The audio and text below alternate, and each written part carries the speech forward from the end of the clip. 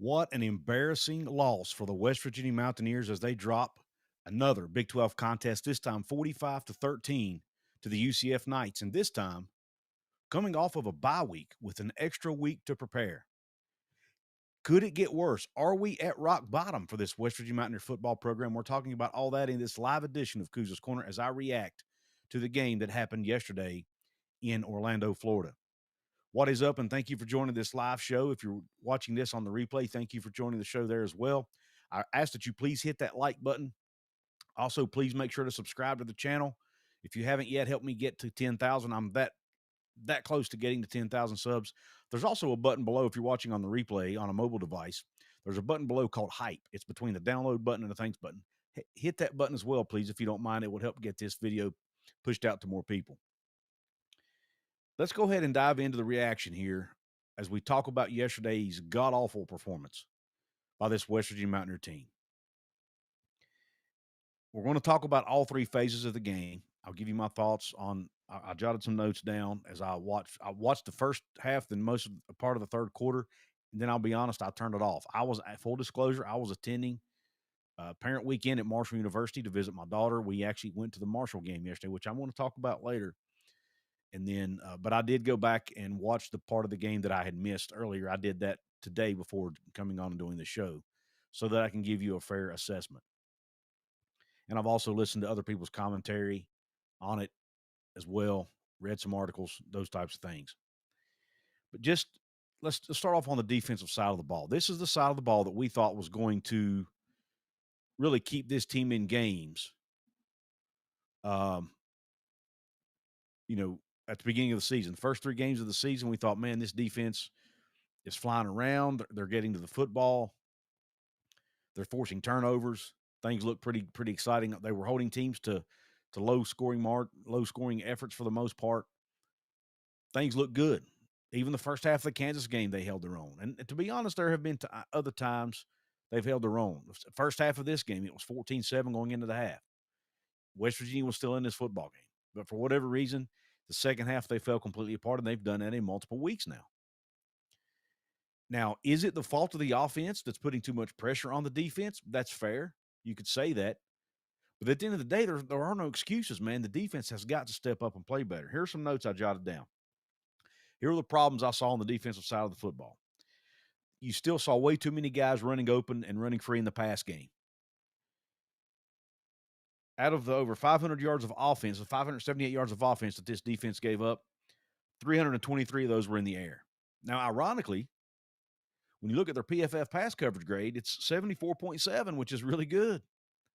So it got me wondering, how in the world did it look so bad? Well, I think when you look at the overall totality of it, a lot of the blown coverages or wide open guys were due to potentially poor communication, guys being in the wrong position, those types of things, missed assignments, not necessarily bad one-on-one coverage, just guys not being in the right place. Things we saw the previous coaching staff do. It's still happening, despite having a new defensive coordinator, despite having a new staff. The same problems the defense dealt with a year ago are still happening. Again, can some of the blame go on the offense? Absolutely. But you can't put all the blame on the offense. That's making excuses, and we don't want to do that. Jason Chambers, had himself a really good day at the cornerback spot. He had an interception, had a really good PFF grade. As a matter of fact, I'm going to go ahead and pull that up and show you, read out what his grade was. Like I mentioned, the overall pass coverage grade for the team was 74.7. But most of that was on the safeties, some of the safeties that played in the game. And then your linebackers had a rough day in coverage as well. But the corners, for the most part, had a pretty decent day. Jason Chambers had an 86.3 coverage grade. He was targeted 3 times with no receptions. Jordan Walker, a backup safety, had a 90.8 coverage grade, but he only played 9 snaps. Now, here's my question. If he was performing that well, his guys were targeted twice for 1 reception, but only 11 yards. If he was playing that well, why did you not give him more snaps? Because the starter, Derek Carter Jr., played 22 pass coverage snaps, the second most on the team, or at least in the secondary. and had a pass coverage grade of 39.6. He was targeted 5 times, gave up 4 receptions for 83 yards. So why did you not play Jordan Walker more snaps? I don't know. One of the looming question marks around this game and really this whole season. But the pass coverage grade was good, but there were a lot of miscommunication. Look, I don't know what the schemes were. So there were either miscommunications, guys not being where they were supposed to be, something along those lines going on in that game. That has got to be fixed. You still saw some missed tackling. The tackling wasn't good. 18 missed tackles in the game for this West Virginia defense. Overall tackling grade as a team, 49.6. Not going to get it done at this level of football.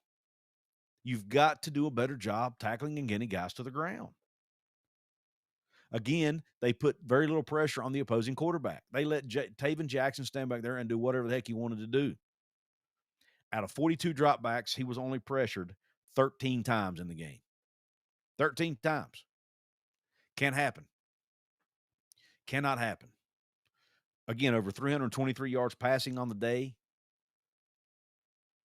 They did intercept him a couple of times, but overall, he had a pretty good, darn good day and was able to do whatever he wanted to. And he was hitting guys that were open. He was making good throws. And his receivers were catching the balls that were thrown their way. So West Virginia's defense, again, listen to some of these numbers.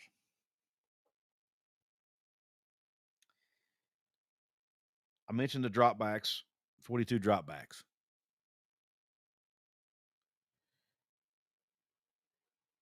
I'm getting ahead of myself here. I'm sorry. That was on the offense I was talking about here. But, yeah, I don't want to get ahead of myself. But this defense is just struggling right now. They're giving up they've given up, over 30 points, or actually over 40 points in 3 of their 4 FBS games. And the one game they didn't, they gave up 38. So, I mean, they're giving up right at 40 points a game in FBS play. That is just, I don't care how bad the offense is. You cannot do that. It's not acceptable. No excuses. Defense has to do their part, and right now they're not doing it. You have some individuals who are playing pretty well. I think Chase Wilson continues to play at a pretty high level. Fred Perry still continues to play well. In this game, you had Jason Chambers that played well. Jordan Walker got the interception, played well. But overall, as a team, they're not getting the job done. Defensive front is not getting enough pressure. I think Rich Rod has got to go out in the portal this offseason and get some dudes in this program that can rush the passer and that can wreak havoc on the defensive line. They need to get bigger, and hopefully they need to get more athletic on the defensive front. Now, the problem is you've got a lot of other positions, which we'll get to, that you also need help at. And you don't have unlimited money to spend. So what do they do? That's the $1 million question, or in this case, the $15 million question, whatever the number is that they have to spend. You have to go out and get some dudes on the defensive line to anchor this defense. Because as bad as some of the coverage has been, the mistakes on the back end have been, if you don't get pressure on the opposing quarterback, you're just making their life miserable, making their life too hard. It's hard to cover guys at this level for 4 or 5 seconds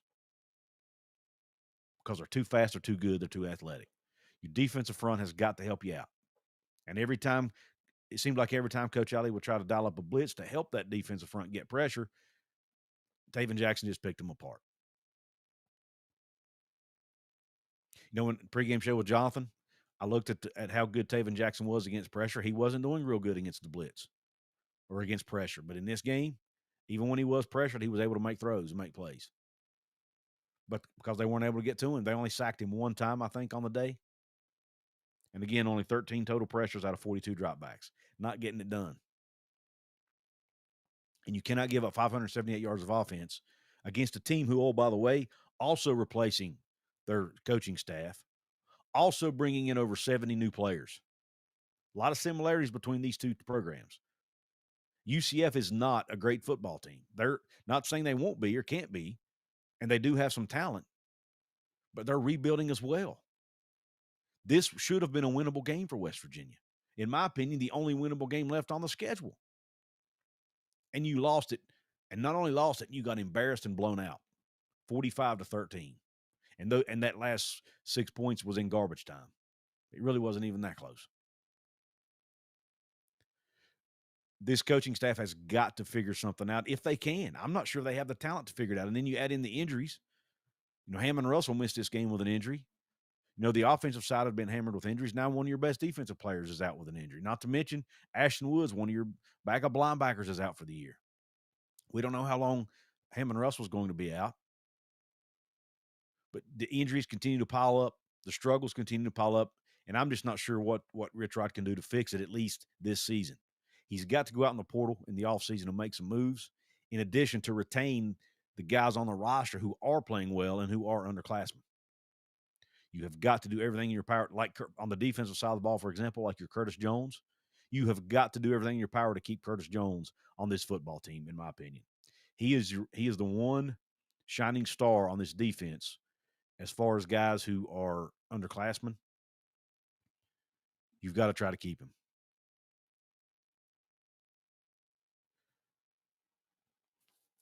Because he continues to play pretty well, and he is one of the guys who did do some good things. He graded out, he didn't grade out overall at a really high number. He graded out at 55.7. Let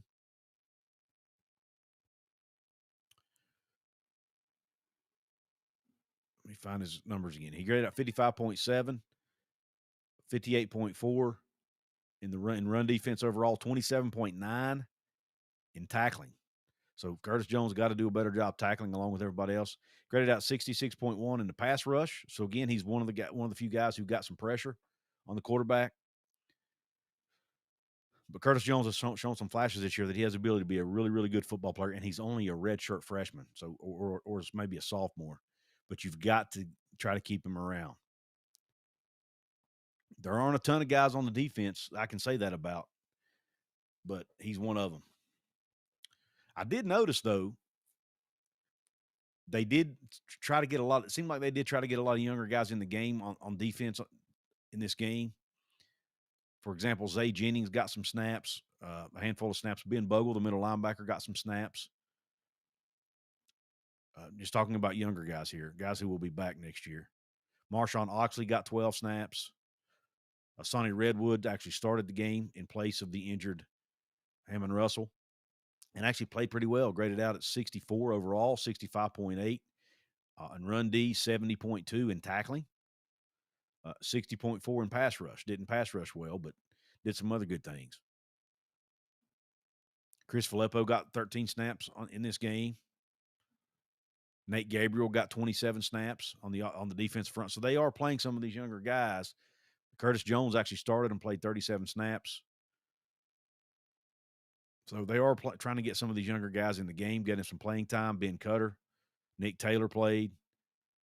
Corey McIntyre Jr. got snaps. Israel Boyce got snaps. So they are trying to sprinkle in some of these younger guys on defense, which I like. A, maybe that helps you keep them around. And B, you get them adjusted to playing in Zach Alley's system and Zach Alley's defense, and get them adjusted to playing Power 4 football for those guys who hadn't been able to do that yet, and get them more experience. Get them as much experience as you can while also trying to win football games. And I think that's what they're trying to do, even though the winning part's not going too well. And some of these guys are playing okay. They're not setting we saw some flashes of what Nick Taylor could do a couple games ago. He didn't have as good a day in this one, but we've seen what he's capable of. We've seen what Ben Cutter's capable of. He's a junior. Hopefully he'll be back around for his senior year. They could use that leadership in the middle. But I do like the fact they're sprinkling in some of these younger guys, and I wanted to bring that out as a bright spot. And, of course, the 2 turnovers. Again, you win the turnover battle 2-1 in this game, and they at least forced a punt. Only 3 of them this game. They'd went 2 straight games without forcing a punt. They did force 3 in this one. Had a 1 or 2 fourth down stops in the game that I liked, but they also gave up a couple big fourth down conversions that they shouldn't have given up in the game. So a lot of plays they like to have back in this one. But overall, the defense just has to play better. Not sure what's happened. Are they just, down and out about how bad the offense is, and they're just, frustrated? Maybe that every time they do get the ball back to their offense, the offense can't do anything with it. Maybe that's weighing on them a little bit, but they've got to overcome that because they have got to hold teams to really low score. You've got to hold teams to 10 points or less, which is really not even fair to ask them to do, but that's what they need to do to win football games. Going to jump over here and get to a few comments. I don't know why that top comment's going on there about me deleting this. That was from a past live stream I tried to do. Anyway, we've got John Waffle H2P in the house who says, Justin, you have to get realistic. WVU can't compete in the NIL era. So far, we haven't been able to, but, they're making moves to try to bring in more money, try to bring in more revenue. We'll see if it does any good. Fans like myself and others have to step up and do what we can within reason, obviously. If we can afford it, we have to try to do what we can to help out by donating to the Golden Blue Enterprises, the new entity that's been set up to handle all of West Virginia's, rev share and also the NIL piece. But, John, I think, we'll see if they can or not. Coach Rod says they need $10 million to compete, at least $10 million. That's just in NIL money, not counting the rev share. According to the guys at 24/7 Sports, they estimate West Virginia right now has about $3.5 million to spend. So they need a lot more money. They need about $6.5 million more to compete, according to Coach Rod. Now they do have that extra $3 to $5 million laying around that they did not spend in rev share this time.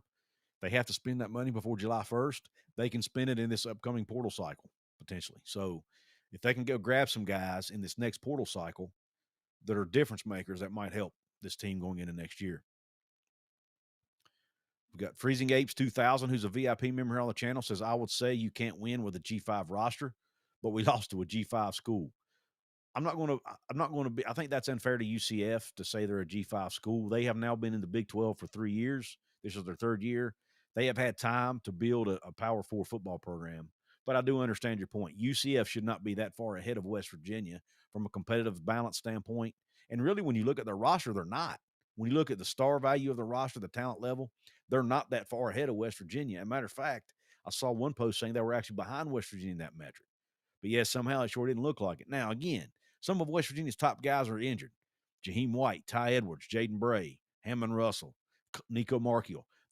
All of that has to come into play here. I think it'd be unfair if we don't at least include that. But even with those injuries, you shouldn't be getting beat 45-13. Period. And I'm not sure with those types of score differentials and the way West Virginia's getting blown out, I'm not sure those guys make that big of a difference.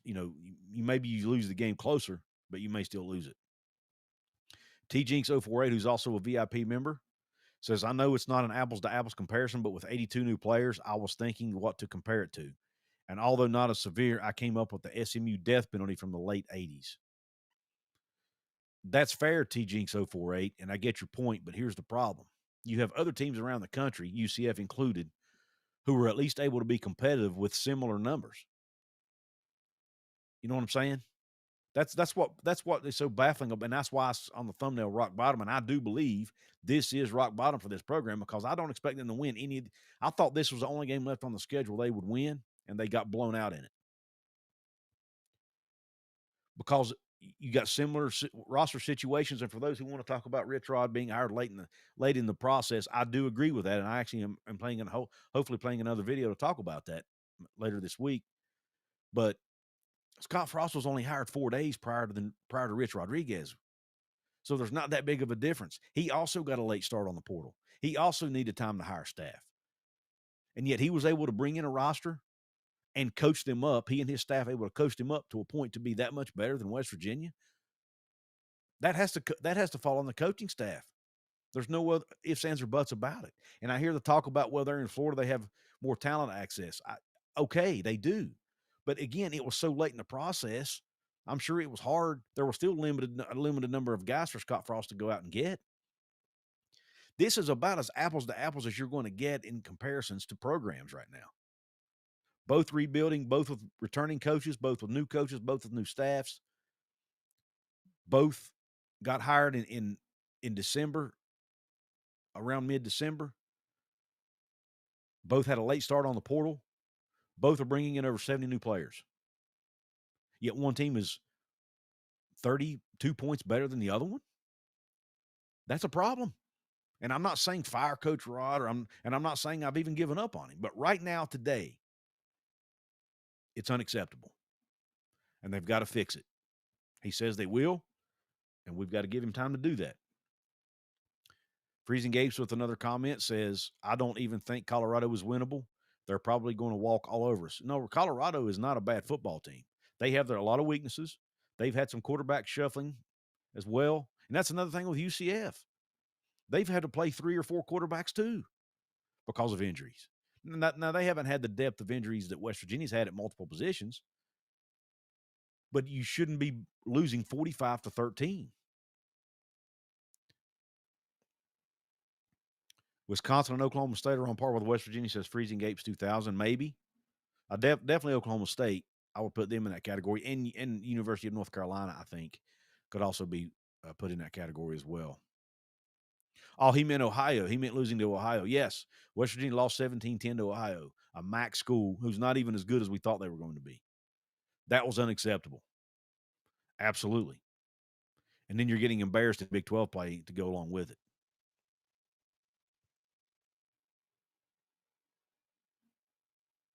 Clint Moses, I like the comment. He says, if Couz was a tight end making a first down, the whole stadium would yell, Couz. Thanks, Clint. That's funny, man. I appreciate it. We have Earth Ether in the house. We have Larry Westfall. We have Matt. We have Legley in the house. We have Jay Villain 99 is cool in the house. And for those of you listening on podcast, this is the folks who are in the YouTube chat right now on this live show. We've got Big Nasty 31, Joe P, Scott Kessel, JSG88. I mentioned John Waffle H2P earlier. He is a Pitt fan, but I do appreciate him chiming in and watching the show. All right. Next, we're going to talk about special teams and defense. But before we do that, I do have to take a quick second and give a shout out to the sponsor here on the channel, or one of the sponsors here on the channel, the fine folks over at DraftKings. I'll be right back in about a minute and a half. Your season, your shot. The NFL season is rolling, and every touchdown can bring you closer to a payout with DraftKings Sportsbook, an official sports betting partner of the NFL. From first touchdown scorer to anytime TD props or the thrill of live in-game betting, every snap is loaded with opportunity. New customers, this one is for you.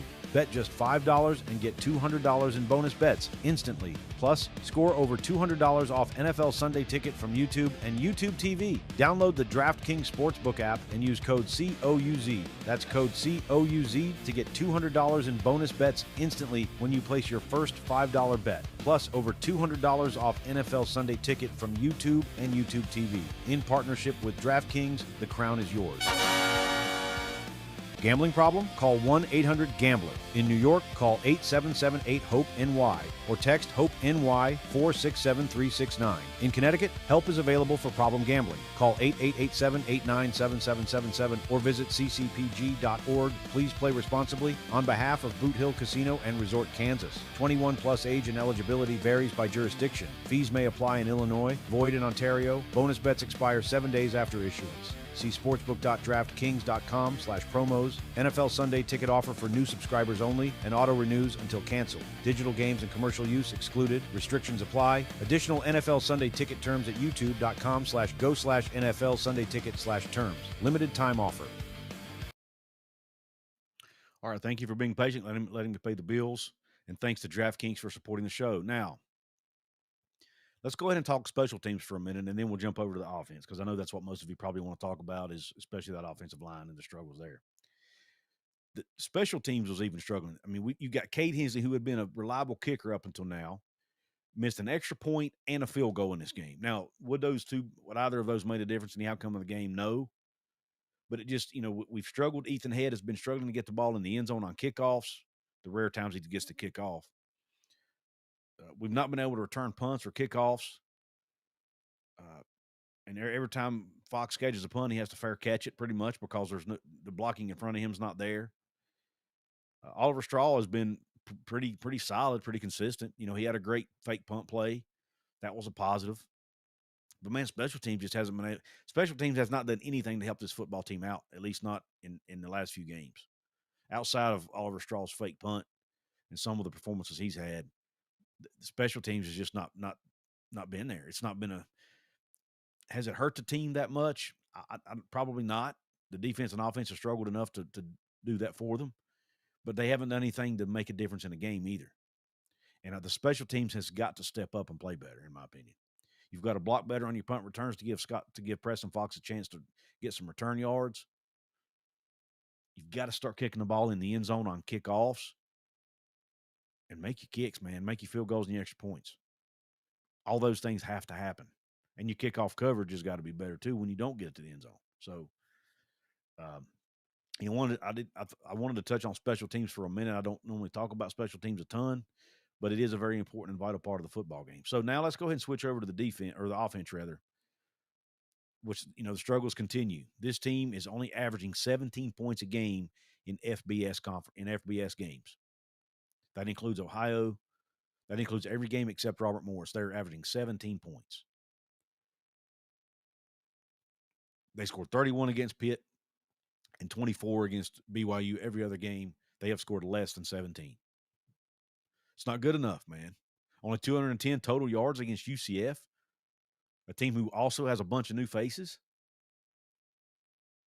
Let's go ahead and start off talking about the quarterback position. And I'll be honest with you, I am not a fan of this continuously shuffling quarterbacks. Pick a quarterback and run him out there and roll with it, man. Stop. You get no continuity, no consistency, no rhythm on offense. Not to mention when you go from Khalil Wilkins to Scotty Fox and back and forth, you're going from a left-handed quarterback to a right-handed quarterback. Now, is that a huge factor? Probably not, but I do think it makes a difference. The ball spins differently for the receivers. And the plays maybe run a little different. Now, they're probably not – I'm sure they're calling the same plays, the same sides. But if you got a left-handed quarterback and you're calling a play to the right, he's having to roll to his right to throw. It just makes life hard on him. So, the way you call the game can change depending on what your strong hand of your quarterback is. So, again, it's probably not a huge factor, and I probably already spent too much time talking about it, but it could make a difference. And then when you keep pulling these quarterbacks like this, it shows that you don't have confidence in any of your quarterbacks. And maybe that's fair because none of them have really shown that you should have confidence in them outside of what Nico did, at the end of the Pitt game. But, I mean, heck, he's hurting out anyway, so that's not even a factor right now, this current time. But after what Khalil did in the BYU game, he showed some good things. He wasn't great in the pass game, but after what I felt like he earned the start against UCF. And I know Rich Rod keeps bringing up what happened at practice, what happens at practice. I'll be honest, and we've heard Rich Rod himself say there are some guys who play better when the lights are on and it's game day, but yet he doesn't seem to be applying that in his decision-making process, at least not with the quarterbacks. Now Khalil Wilkins appears to be hurt. He was seen on crutches at the end of the game. So it looks like that could be a potentially severe injury. We don't know the severity of it yet, but it could be bad.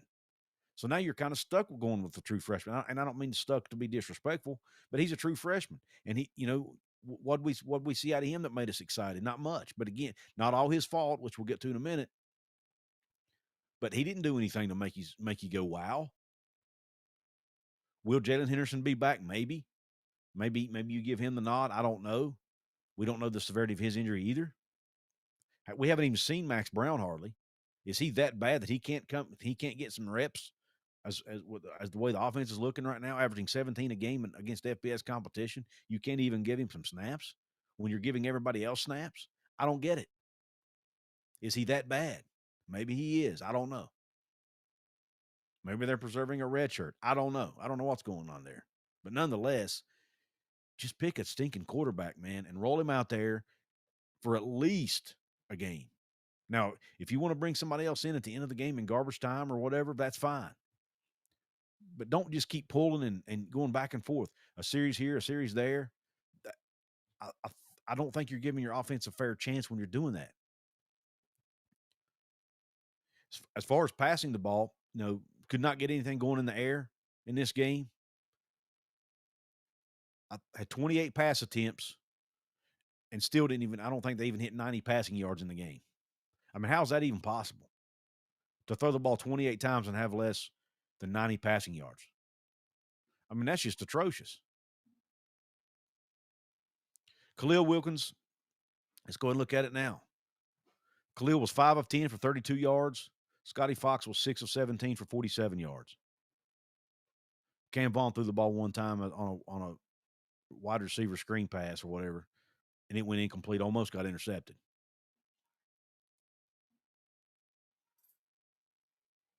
You can't keep doing that. We've got a super chat here I got to address here from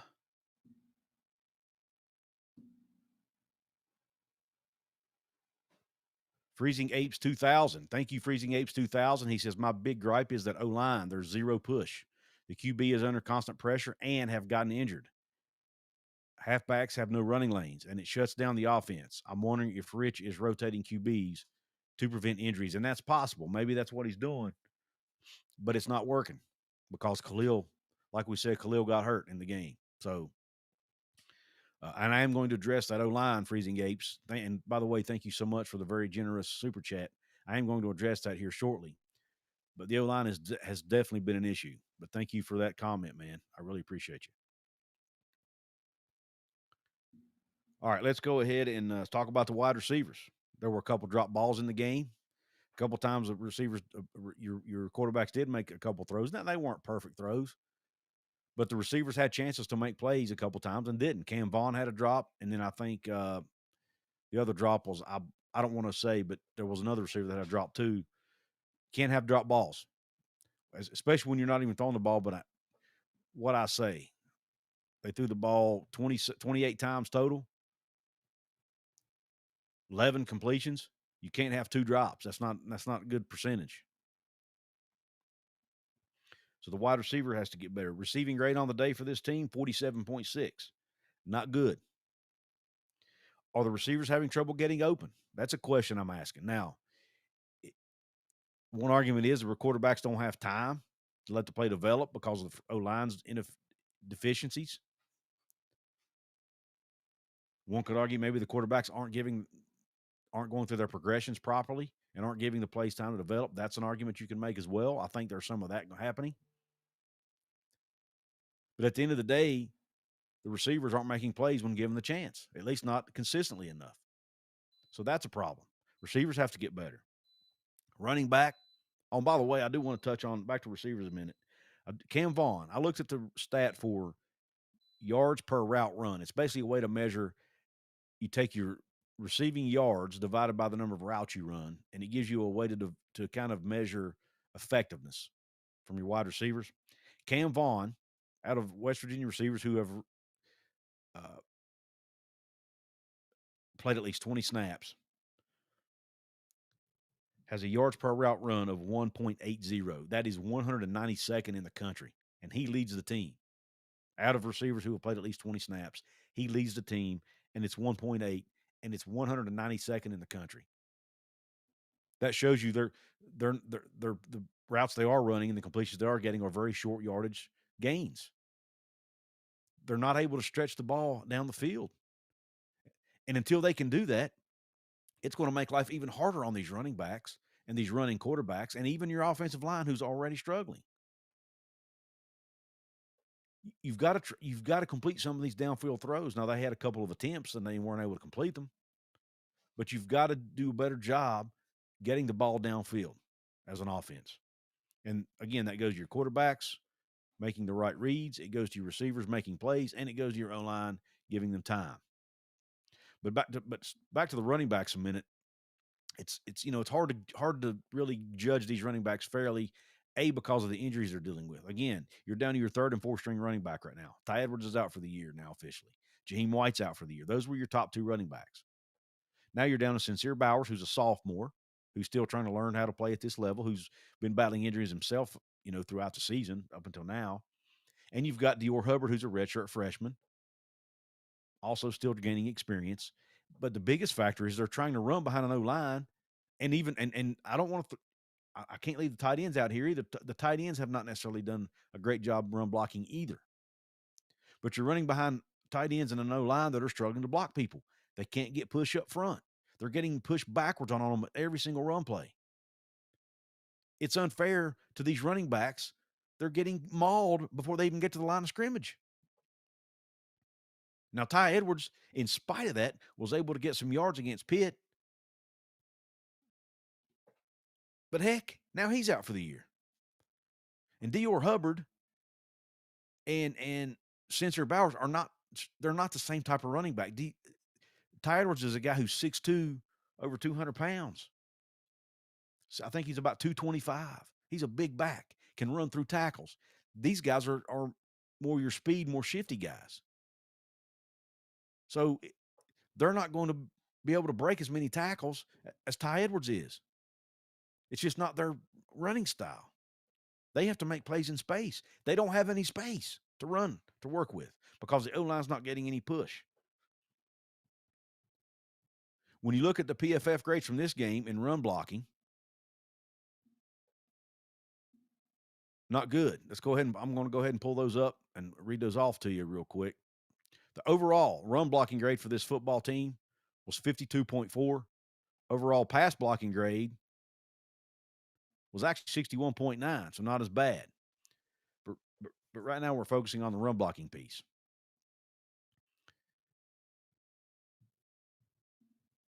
Let's talk about the you obviously saw them running a lot of plays to the left side in that game. They were rolling their quarterbacks out to the left. Even Scotty Fox rolled out to the left some. As a right-handed quarterback, what's that tell you? They trust the left side of their line more than the right side of their line. I think it was Skylar Callahan, maybe. I heard talk about that, or it could have been the guys over at earsports.com. I'm not sure. I don't remember. But they have got to do a better job blocking across that entire front. But when you look at the run block grades from this team, Kimo Makaniole their right guard had a 54.7.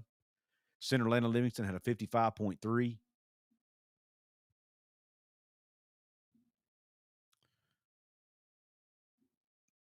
Walter Youngbear, the left guard, had a 50.7. I mean, these are just not good enough. Grayson Barnes, your starting tight end, had a 38.1 run blocking grade and played 18 run block snaps. Got to be better. Tykeus Crawford, your right tackle, had a 56.6. Nick Cray, 60.3. Highest on the offensive line in run blocking. That's basically average. And he was the highest grade of the entire offensive line. Not good enough. Now, Jacob Barrick, the tight end, had a decent day run blocking. I want to give him a shout out. 78.3 run blocking grade by him on 15 run blocking snaps. Another backup tight end, Ryan Ward, who's a youngster, redshirt freshman, another player you want to keep around. 10 run blocking snaps, graded out at a 67. So he did okay. Now, let's talk about pass blocking for a minute, and then we're going to talk about the big thing that really sticks in my craw, and that's the fact that they're not making enough substitutions on the offensive line. We'll talk about that in a minute. But the pass blocking grades for the O-line were actually pretty decent, which is surprising to me because it didn't look to me like they were doing a very good job up there. This is one of those, maybe PFF missed on this, or maybe, just maybe, the quarterbacks aren't sticking in the pocket long enough to make plays. There were a couple times it looked to me like Wilkins and or Fox bailed a little earlier than they needed to. I think they're getting antsy back there. They sense the least little bit of pressure, they're bailing and trying to scramble with the football. They need to hang in the pocket a little bit longer. Don't be afraid to take a hit, man. Try to stand in there and make a throw. Go through your progressions. At least get through 2 or 3 of your progression 2 or 3 in that progression in your reads. Got to try to do a better job of that, in my opinion. I don't think the passing struggles are entirely on the O-line. But I also don't necessarily trust all these grades I'm seeing from PFF in this category either, because when I watched that game, there were a lot of leakage in that O-line in the pass game. But let's go ahead and talk about some of these pass blocking grades. Tight end Grayson Barnes was 70.6, but he only played 5 pass blocking snaps. Walter Youngbear, the left guard, had a 71.1 in pass blocking. Kimo Makaniole, the right guard, had an 88.2 pass block grade on 39 pass blocking snaps. That was surprising. Landon Livingston, the center, had an 81.3 pass block grade. Nick Cray is 66.8. And Is that all? Is that everybody? Did I mention everybody? Tykeus Crawford had a 20. Here's the bad one. Your right tackle, Tykeus Crawford, had a 26.9 pass block grade. Allowed 25 pressures on 27 pass blocking snaps. So he basically lost on every snap, all but two. Gave up one quarterback hit, 3 QB hurries. Can't do it. Got to do better. So you had one guy who really brought your entire pass blocking score down, and that was Tykeus Crawford in this game. Dior Hubbard, running back, didn't do a very good job. He graded out 20.8 in pass blocking, but he only played 4 pass blocking snaps. But here's my question. If you've got these offensive linemen who are struggling this bad, why not substitute? You're not afraid to substitute at quarterback. You substitute those guys like you're changing underwear, man, like you're changing socks. You sub out receivers. You sub out on the defensive side of the ball. But you will not sub out your offensive lineman. You maybe a little bit, but not nearly enough. Donovan Haslam, right guard, or a guard, played 12 snaps in this game. Graded out at a 64.3 overall. 5 run blocking snaps, 7 pass blocking snaps. Graded out pretty well, or at least average. Malik Ogbo, a tackle, played 27 snaps in the game. Graded out at a 65.6. For the most part, graded out better than the guys who were starting every single game for you this year. Yet they're only playing 27 and 12 snaps respectively. Why? Now, Rich Rod was asked about it in his post-game press conference, and he said, if I thought those guys could play better, and I'm paraphrasing, but he said, if I thought the other guys could play better, I'd put them in. I'm just not – it doesn't make any sense to me. Why is that the only position on the field you're not substituting? At this point, man, you're 0-4 in Big 12 play. You're 2-5 on the season. It's time to start playing some of these guys who might be on the roster next year. Get them some experience, some more experience at this level. Let Haslam and Ogbo and Josh Isosa, who all could be back next year, get them some snaps with Landon Livingston and Nick Cray, who also could be back next year. Let those 5 guys play together and build chemistry. Are you building for the future, or are you trying to salvage a season that's already lost? Now, I was not willing to throw the season away until this UCF game because I want to see how they did. But if you can't beat UCF, no offense to my UCF friends, a team who's also in rebuild mode, you're not beating TCU and Colorado and Texas Tech and Arizona State. And there's one more in there, Houston. I doubt you're beating Houston either because their defense is phenomenal. They might hold us scoreless.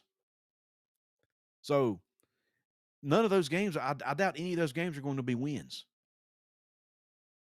And as a coaching staff, you have to know. Now, you can't say that out loud. I get it. But you have to at least know it in the back of your mind. So start building for the future. The 3 guys who were struggling the most, Tykeus Crawford, Walter Youngbear, Kimo Makaniole, yes, they're having some good games and some good spots here and there. But overall, they've been your probably lowest graded linemen. They're all seniors. They have no eligibility left. Why do you continue to throw them out there game in, game out when you're trying to build a program here? Now, maybe after this game we see some changes, but I'm not going to bank on it because we haven't yet. We didn't during a bye week. Would have been the best time to make a change because you give those new guys an extra week to prepare. Still didn't see a change. So I don't think there will be one. It's baffling. And you got guys getting hurt because of the poor play of these O-linemen. And you still won't make a change. It actually makes me angry a little bit to think about it. Why would you not be willing to make a change when you got your guys back there getting hurt? And how are you going to recruit quarterbacks knowing that you won't put your best offensive lineman in the game? And maybe those guys are your best O-linemen. And if that's the case, I'm even more concerned about next year. I mean, I haven't even looked to compare where they stack up in the country, but I know a couple weeks ago, some of those guys I mentioned were near the bottom of the country in blocking grades. Got to get to this super chat real quick from Appalachia Africa Twin. Thank you, my friend. He says to all the naysayers, it's going to take time to rebuild an entire team, program, and culture. This is not an overnight process. Thanks for the show, Couz's Corner. Thank you, man. And I agree with you. It's not. But man, I did not know it would be this bad. I said you got to tear it down and build up from the foundation. But man, we should at least be competing and winning a game or two here and there, not be getting blown out by 30 points every single game, when other programs in similar situations aren't doing that. And I want to talk about Marshall for a minute. I know Marshall is a lower level school, so it's not an apples to apples comparison. They're in the Sun Belt Conference.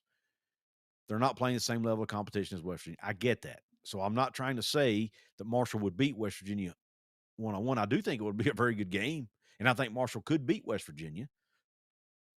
But I'm not saying they would necessarily. But here's what I'm saying. I was at that game yesterday watching it, and here's what I noticed. Marshall's got over 70 new players too, because a lot of their players either graduated or transferred out when Coach Huff left the program. And a lot of them followed him to Southern Miss, who's doing well right now. But they brought in Tony Gibson, a former West Virginia assistant, a former assistant to Coach Rodriguez, and I would imagine they're probably still pretty good friends, I would imagine, off the field. That team plays, they do not look like a football team who has 74 new players on it. They communicate well. Do they have missed assignments occasionally? Absolutely they do. But you don't see the missed assignments like you see at West Virginia. You don't see as many guys running free and open. You don't see as many missed tackles. They don't play like a football team that's lost 74 players. They look like a team who's, replacing 20, 30 guys, and just like everybody else in the Sun Belt. That's what they look like. Why can West Virginia not look like that? That's my question. It's frustrating. Again, I know it's a different level.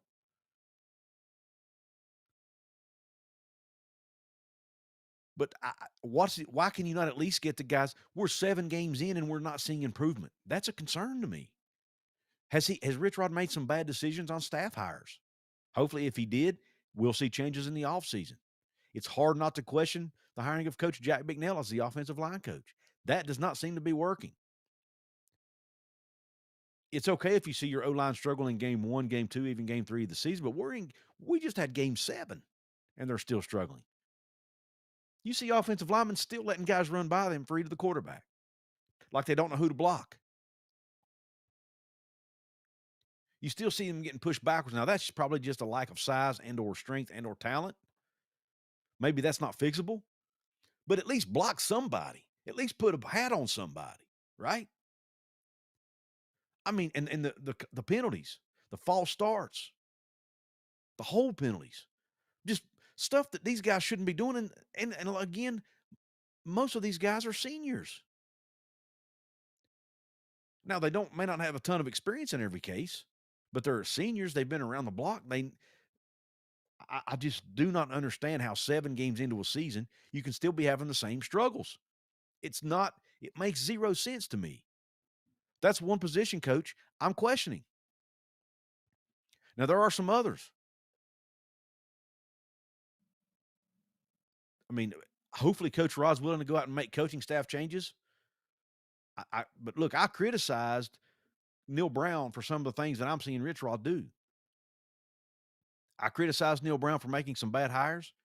It's only fair to criticize Rich Rod for the same. Now, Neil Brown wasn't willing to make changes as early as he should have. Maybe Coach Rodriguez will be. We'll see. I also criticized Neil Brown for not holding guys accountable. Rich Rod's doing the same thing on the offensive line. You've got to hold guys accountable. If you're not performing, you have to sit. It's that simple. Freezing Apes 2000 says, if I see zero changes to this staff and roster this offseason, then I will have zero faith in Rod and the season. And that's fair. Chris D says, lowest this program has ever been. These are all fair comments, man. These are all fair comments. Bourbon Crazy, another VIP member here, just like the last 2 guys. When did they hire their coach? Did they have access to the portal earlier? Also, are the players they retained on the roster starters? Those are all fair questions, Bourbon Crazy. I know with Marshall, they lost a ton of starters. Tony Gibson, let me see when Tony Gibson was hired. I'll look that up real quick. Hey Siri, when did Marshall hire Tony Gibson to be their football coach? December the 8th, 5 days before Coach Rod was hired, 1 day before Scott Frost was hired. So there you go. There's your answer. The portal had already been picked through by a large degree. He had not had time to hire staff. Obviously after the coach comes in, he still has a staff to hire to help him recruit, right? He faced the same challenges Rich Rod did, the same challenges Scott Frost did. Yet Gibby's able to go out here and win games in his conference. And they're still in, they actually control their own destiny to be a Sun Belt Conference champion in year one with 74 new players. So a team should be getting better in game 7. Marshall had some struggles early in the season, but you saw them get better and better and better, and now they're starting to gel. They're starting to play more as a team. They're a better coached they play like a well-coached football team. West Virginia right now does not. And it's fair to say that.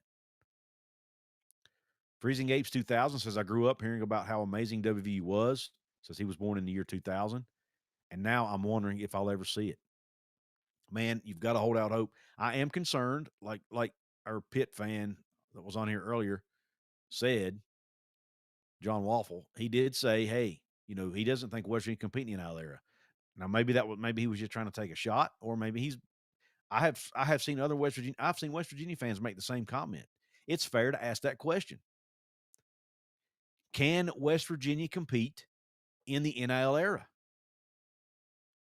They're a small state, a low socioeconomic state, a poor state, an older demographic, not as many living alumni as a lot of these schools in the Big 12 and other schools around the country. Can they compete in the NIL? It is a fair question. Absolutely, it's a fair question. I think they can with all the moves that Ren Baker are making, with all the moves the school is making, the state of West Virginia backing the school and the athletic department, all these, I do think they will be able to. But, man, they better hurry up because they're getting further and further behind everybody else right now. They've got to hurry. And we as fans, like I mentioned earlier, if you can afford to give to the Gold and Blue Enterprises, please do so. Like I said, only if you can afford it. I'm not asking you to forego paying bills and buying medication and food. But if you have extra money in your pocket and you want to see this program succeed, right now is critical. We can't take the approach of, hey, I'm not giving anything to this poor performance. No, we need to do the opposite. We're in year one of a rebuild. They've got to bring in better talent in the offseason. Rich Rod has hinted at that multiple times. He's trying to do so without throwing guys under the bus. But he's told us, in a roundabout way, we need more talent.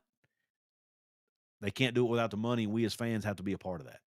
West Virginia doesn't have as many big money donors as some of these other programs. So it has to be done at more of a grassroots level with people like us.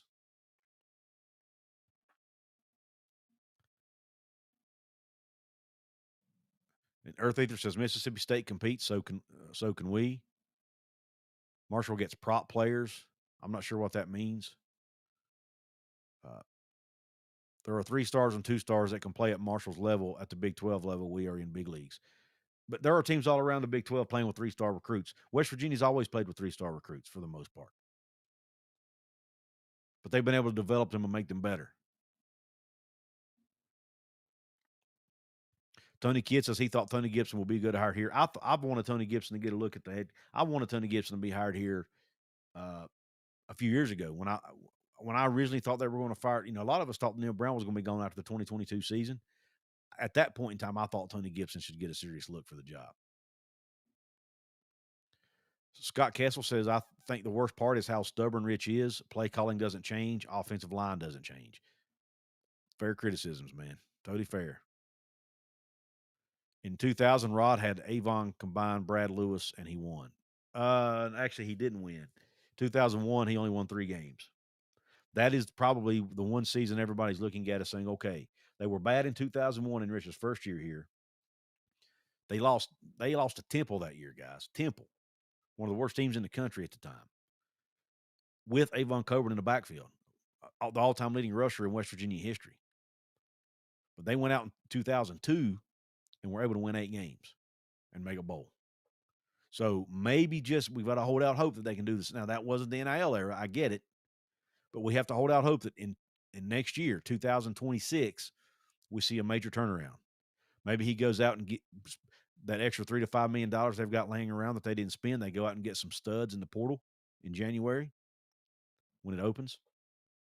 Maybe they retain some really good players like Curtis Jones Jr. and Jaheim White and Cam Vaughn, just to name a few.